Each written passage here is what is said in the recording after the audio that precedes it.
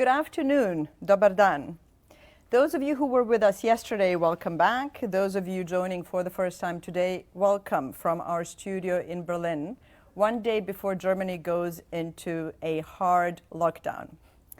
We had some robust discussions yesterday, two very interesting panels about past, present, and future, the rule of law and European Union agenda in Bosnia and Herzegovina. We're starting the second day of our discussions on what can be done outside of politics through activism and engagement of grassroots and local philanthropy. We will return to the political questions in the second part of our program. Unfortunately, it's hard to run away from political challenges to the statehood and sovereignty of Bosnia and Herzegovina, no matter how hard we try. The best illustration is yesterday's meeting between the head of state of Bosnia and Herzegovina, member of BiH Collective Presidency Milorad Dodik, and the Russian Foreign Minister Lavrov in East Sarajevo without any insignia of the country that he supposedly represents. On the day of signing of Dayton, what sort of message does this send to the European Union and the United States concerning the respect for the spirit of Dayton and the sovereignty of Bosnia and Herzegovina? And how should this, along with other repeated challenges to Bosnian sovereignty, frame the thinking of decision makers in Washington and Brussels, Berlin, London, and Paris? I look forward to addressing this question in our last panel with Senator Shaheen, Ambassador Christoph Heusken, and Natalie Tocci. And now over to Anna. Thank you, Maida, and thank you all for joining us. Dobrodošli. Before we start our program, I would just like to note a few things for you watching, that you can always check our agenda for the day 2 of the conference on our website, on ECFR's website, and you can continue to watch on ECFR's website as well as our Facebook Live. And to join the online conversation, please use the hashtags ECFR events and hashtag Dayton25. Now we would like to show you a short documentary created by students from across Bosnia, an introduction that Maida alluded to just a minute ago. And right after that, we will have a conversation with the documentary's director, Ida Avdibegović. Thank you very much. We hope you enjoy it.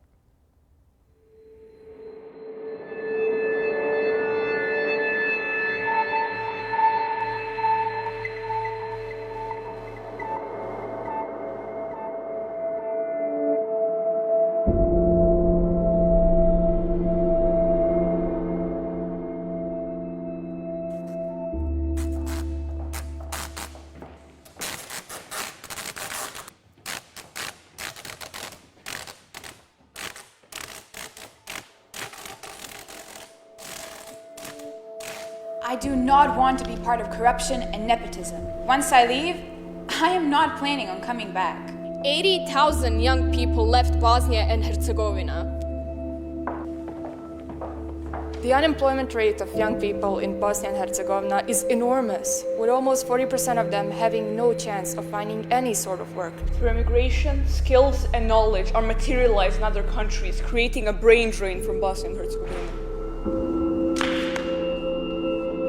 Students have grown tired of politicians incessantly squabbling. Professors claim we are losing social capital. I want to change something, but I know I can't influence anything until I am someone. The destruction of the social tissue of Bosnia and Herzegovina through the departure of young people is the worst thing that could happen to us. The only way I can help my country is to become someone, but I cannot become someone here. We let our young people be second-class citizens of foreign countries. I feel like I'm listening on a seedy Stockholm loop here. It's all nationalism and ethnic hatred and will there be another war? It's outdated and we're fed up. Life now, not on hold.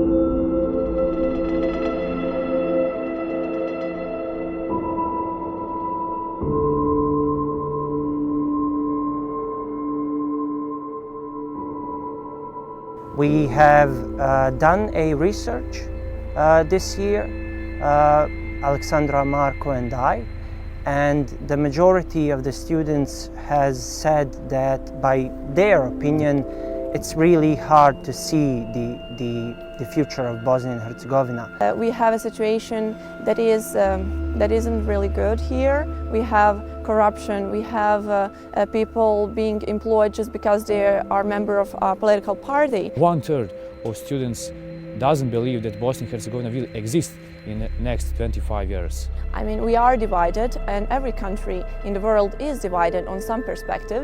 That is normal, but we need to learn how to manage those differences and how to live in a society that has such differences within it.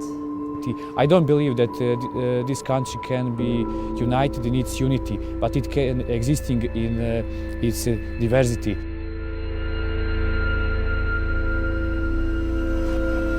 So we have three different narratives that collide with each other, and it's expected from us to work together and create a future. We are the ones that actually see the change that has to be made.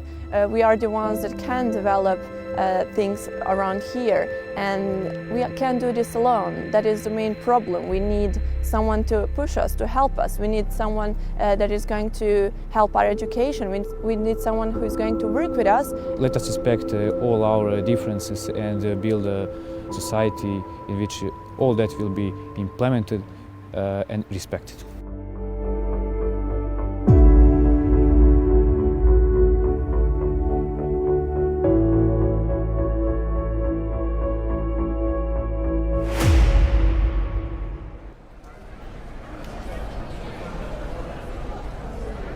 Unaccompanied minors ages 5 to 11 traveling below that I might have. Please keep in mind that if you do report giving us an emergency exit road, this is an FAA regulation, not ours. For those of you traveling with small children under the age of 5, we do offer family boarding that takes place after the age of 14. However, if you are in possession of a boarding pass, you will definitely want to know that it's everybody is welcome to one carry-on item and one personal item. Your carry-on must be inside your bus. Passenger Marley, traveling to Belfast, you are delaying the flight. Immediate boarding please at gate H1. We will proceed to offload your luggage. Everybody is welcome to one carry-on item and one personal item. Your carry-on must be inside your bus.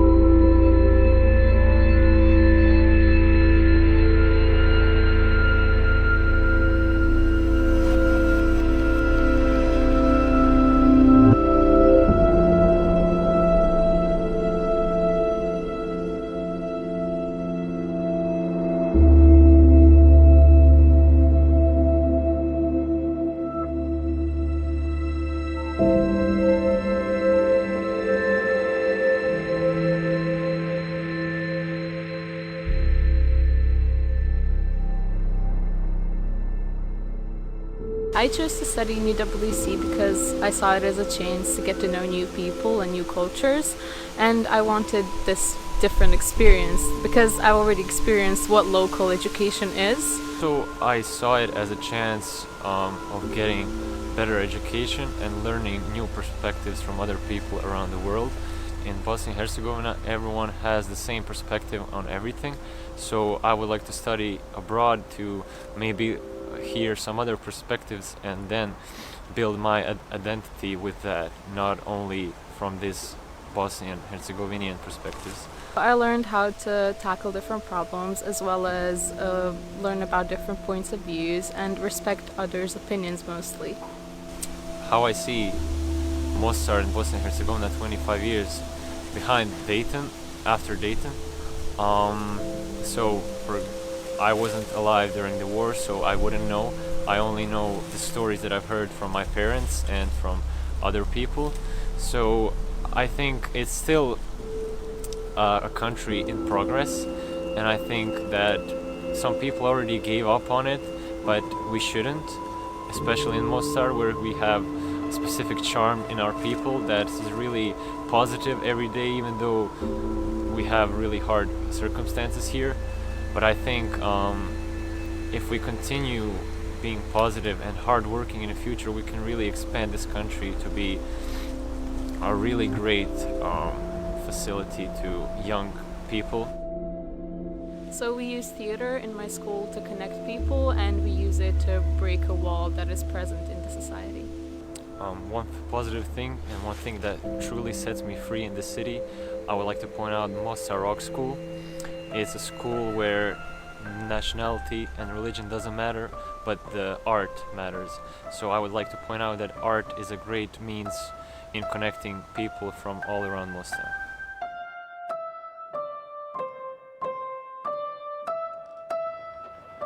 If I ever were to leave this country, I would love to come back because I genuinely love the people and the country itself.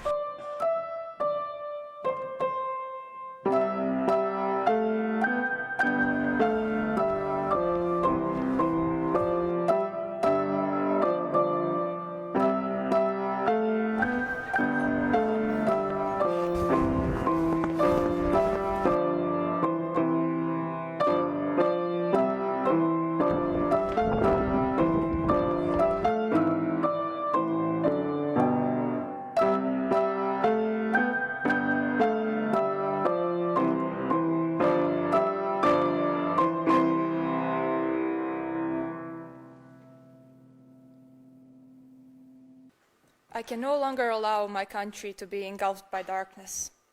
I need to fight for my own future and the future of our youth. I should be part of the change.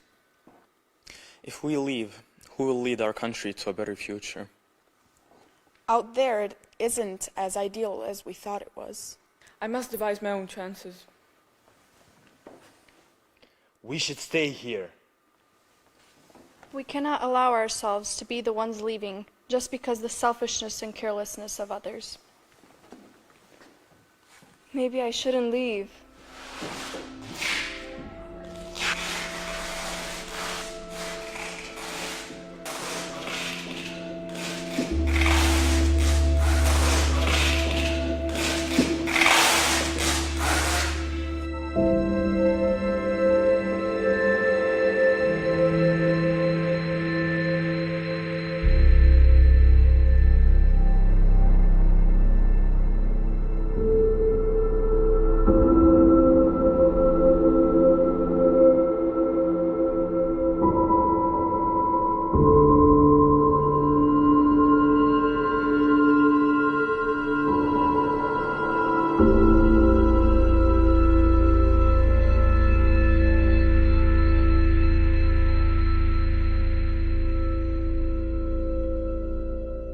Hi, you've just been able to watch a documentary made by and about young people in Bosnia and their activism and efforts to shape their own lives and destinies. Now we are pleased to introduce to you Ida Avdibegović, calling in from Sarajevo. She is the director of the documentary you've just seen. The documentary is called Voices of Youth from Bosnia and Herzegovina. Ida now runs her own NGO called REACT, and it's an expression of desire of youth to shape their own social and political realities. Ida, I hope you can hear me. Yes, Anna. Yes, I can. Wonderful. Hi, thank you once again for joining us yesterday. Thank you. Okay, thank you for joining us yesterday introducing me, today. and Oh, sorry. thank you for offering educators a platform to express our calling. I'm very delighted and honored to be invited to speak to you this afternoon on this rather broad theme, considering the future of Bosnia and Herzegovina 25 years after Dayton. I should also confess that I have only a very general knowledge of the topic. I dare say some of the participants I heard yesterday know a good deal more than I. So I apologize if sometimes I say things you already know. What I do know is that I will use this opportunity to quote one of the most inspiring people, activists for social change, Nelson Mandela. Education is the key and the most powerful weapon to make a change. So therefore, I will tell you a few quick remarks about my background and how I got inspired. So first and foremost, I'm a peace and drama educator and also an activist for youth rights. So experience started as losing a job as a high school teacher in one of the most prominent schools in Sarajevo. And this led me to start this NGO that you mentioned and continue my work through theater, education, and art. Thank you. Sorry, I didn't want to interrupt you. I just wanted to make sure. I just want to say that the film has clearly demonstrated how the side effects of Dayton affect everyday lives of young people. And I think the end scene is quite powerful when you look at it, because the students' hands are tied. Young people would like to affect change in the country. I know this personally from my own friends and other people I speak to, but their hands are tied. What do you think needs to happen to untie their hands? And who do you see as agents of change here? Can the youth in Bosnia and Herzegovina carry the burden alone? Or what kind of assistance do they need? Okay, then I will again start with part of my own experience being very important to this issue, since nepotism, political corruption, and injustice were standing in my own way to continue working in a public institution. So all of the statements that you have seen in the video are real life experiences. While I was on a Fulbright scholarship, I connected the Aurora High School in the United States with the school I was working in at the moment. And this intercultural vision of a wonderful project was again demolished. So I will spare you this history and delve more deeply into topics of how theater work can maybe inspire youth to act more. So education for future needs to take into consideration what we're striving for and the values we deem to be vital in a flourishing democratic society. During my teaching position, I did an anonymous research in school that became in a controversial theater play, which also kind of motivated this documentary. The research raised three basic questions. What do you want to say but never will? To whom do you want to say it, and why won't you say it? This play became a serious case study of contemporary issues, exploring social and identity crisis. At the heart of the play also lies the notion of little focus on what youth of this country has to say, and at the same time, enabling the kind of mutual recognition that fosters feelings of collectivity, which in my humble opinion is a skill that this country really needs to acquire. This is also a state where my role meets its social imperative by eradicating the distance between the authority and students, creating this generally shared space of ideas and dialogues, taking on topics including mental health, relationships, urban protests, debt culture, materialism, the environment, social media, and prosperity of our own country. So the play was thoroughly represented in media, and we are thankful to EU Info Center in Sarajevo, who recognized the importance and offered our drama department a collaboration to do a play on violence and bullying and its prevention. So we traveled through 6 major cities in Bosnia and performed a play entitled Before the Bell. The play was performed in marginalized cities and marginalized schools and connected youth of different nationalities and ethnicities. I dare say we tackled one of the most important questions of this very conference, which is maybe what needs to happen, exactly as you said, to save our youth and to confront challenges and legacies of the oppression and leftovers of the tragedies of war. So I think one of the skills we acquired was courage, because we connected with each other, showing that the borders don't exist in youth heads. So the borders are politically enforced, which is also shown in the documentary. And our travelings to schools, we have seen again and again the power that stories have to change the way we think, which again impacts the way we feel, which often changes the way we act.